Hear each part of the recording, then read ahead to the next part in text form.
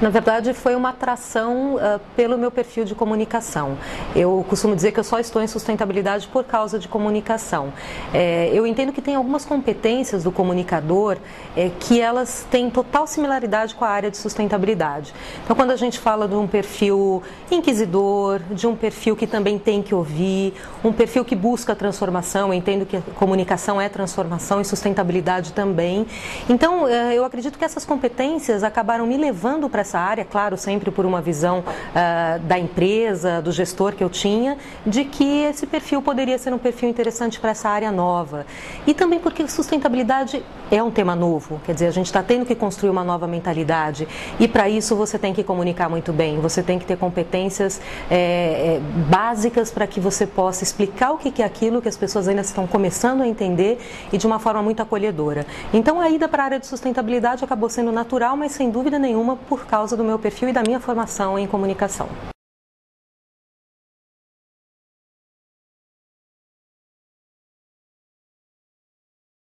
Olha, eu vim para a BMF Bovespa por acreditar muito na proposta. Quando ela me foi feita, ela parecia uma coisa muito diferente pelo nível de comprometimento que essa empresa tinha com o tema, demonstrava ter para mim com o tema, uma estrutura nova, totalmente focada em sustentabilidade e investimento social, então que combinava as duas agendas e com um reporte direto ao diretor-presidente, o que demonstrava de novo a importância estratégica desse tema. Desde que eu vim, essa expectativa foi mais do que atendida, na verdade superou muito esse comprometimento, essa visão da importância da sustentabilidade para essa empresa, para a Bolsa, vem não só do presidente, dos altos executivos e da empresa como um todo. Então de lá para cá a gente tem investido muito num trabalho interno a princípio, de conscientização, de entendimento do que é essa agenda, ao mesmo tempo, claro, a gente já tem iniciativas externas muito consolidadas, como o próprio ISE, que é o Índice de Sustentabilidade Empresarial, e outras que a gente vai lançar. Então é uma agenda muito robusta, muito ampla, que passa por produto, serviço, práticas de governança, mobilização e comunicação, claro, e o trabalho tem de verdade superado as expectativas no curto espaço de tempo.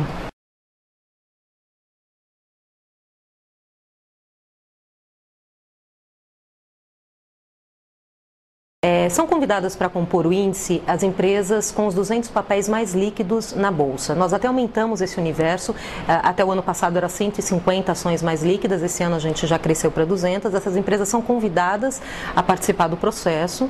Uma vez que elas façam parte, elas têm que responder um questionário bastante completo, que mapeia a empresa em todos os índices, todos os níveis, todas as informações de sustentabilidade. São 7 dimensões, dimensões da natureza do produto, geral, social, ambiental, e esse ano uma nova que é de mudanças climáticas, ainda em caráter voluntário.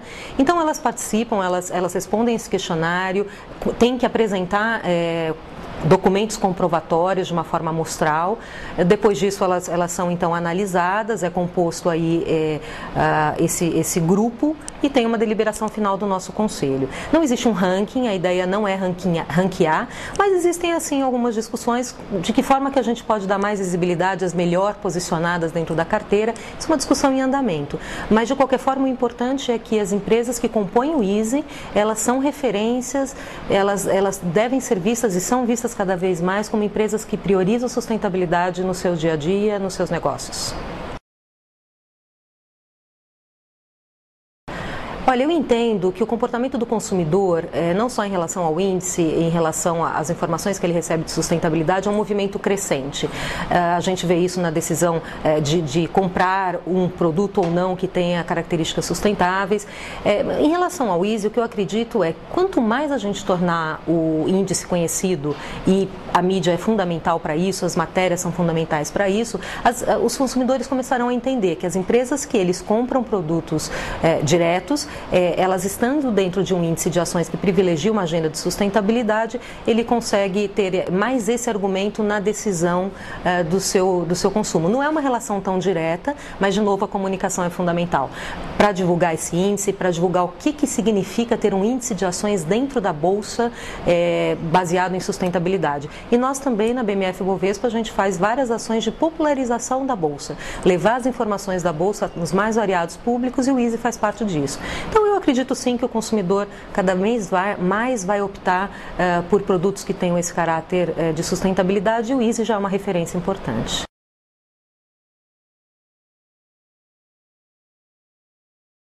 Olha, o site, ele na verdade vem passando por uma reformulação, em breve ele vai ficar ainda melhor. Nós temos um programa, nós criamos um programa chamado Novo Valor. Na verdade não é um programa, mas é uma forma, uma comunicação que a gente encontrou para colocar todas as iniciativas de sustentabilidade. O nosso site vai ser alinhado ao Novo Valor e nós vamos torná-lo mais acessível, com redes sociais, com uma série de novidades. Então o site hoje ele já é bem completo, como você colocou, mas a gente está reformulando e ele é aberto para os mais variados públicos. Hoje ele não tem uma segmentação por público, mas essas iniciativas que a gente vai colocar, essas novidades, elas já de uma certa forma segmentarão e será muito interessante.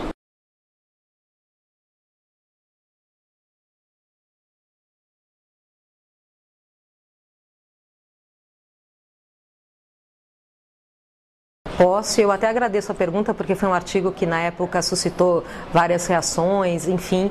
A lógica que eu coloquei no artigo foi uma lógica que para mim fez um grande sentido. Toda vez eu ia fazer palestras, eu trazia a questão da importância da comunicação e dos comunicadores entenderem sustentabilidade, e aí eu cheguei numa seguinte lógica, que está na raiz da formação desses profissionais. Quer dizer, o profissional de jornalismo, que é a minha formação, ele foi treinado para fazer perguntas. Ele foi treinado para antes não dar uma opinião, a não ser que ele seja um articulista, que ele seja um editorialista, mas na raiz da nossa profissão é assim. Ele foi treinado para, enfim, contar uma história olhando todos os lados. E aí ele muito mais ouve do que ele fala. O profissional de marketing, ele tem uma lógica diferente. A lógica dele é o mercado, ele tem que convencer o mercado, ele tem que se posicionar no mercado. Então as raízes são diferentes e as lógicas são diferentes. E quando você traz um tema como sustentabilidade e outros vários que são novos e que estão surgindo, mais do que nunca você precisa ter uma posição de entendimento até para você poder comunicar, senão você não vai comunicar bem. Então todo bom jornalista que vai fazer uma boa matéria, que se propõe a fazer uma boa matéria de sustentabilidade, antes de tudo ele tem que entender o máximo possível do tema. Um profissional de marketing também deveria fazer isso para compor uma campanha, mas nem sempre ele faz e a gente sabe as variáveis que tem atrás disso. Então o que eu quis colocar no artigo era isso, quer dizer, na minha opinião, na raiz da formação desses profissionais, a gente já tem uma explicação para que um tenha se aprofundado mais no entendimento do que é sustentabilidade do que outro. Eu mantenho essa posição, acho que a gente ainda está assim. Porém, acho que a gente já evoluiu muito na questão dos profissionais de marketing estarem mais atentos a esse tema, entendendo e fazendo um movimento muito interessante.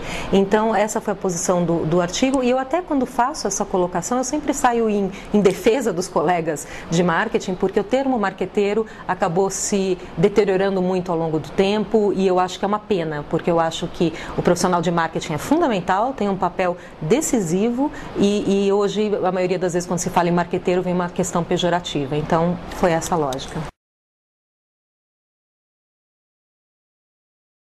Então, acho que o No Marketing veio preencher uma lacuna e foi muito interessante a nossa aproximação e eu gostaria de dar esse depoimento, porque na primeira vez que houve a conferência, todo o movimento, o evento, eu vi com reticência. Eu olhei para aquilo, de novo a gente já tem uma lógica de marketing que a gente põe em dúvida, eu acho que isso é um entendimento um pouco até inconsciente às vezes da população, isso é só questão de marketing. De novo, uma questão que eu não concordo, que a gente fala como comunicadores, até teríamos que rever.